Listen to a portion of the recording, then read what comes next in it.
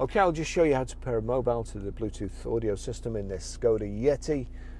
First of all, we make sure Bluetooth is switched on. So there's Bluetooth on. SKODA's already showed up there, but we'll go into phone anyway. So click on SKODA. Please find SKODA BT4. We're doing that. We're just waiting for it. Bluetooth pairing request. Pair. Barry's iPhone 11. Would you like to connect? Connect. Does the passkey match? Yes. Do you want your contacts and favourites to sync? I don't, but you will, so I'll click don't allow. I probably won't be using the car again, and that's it done.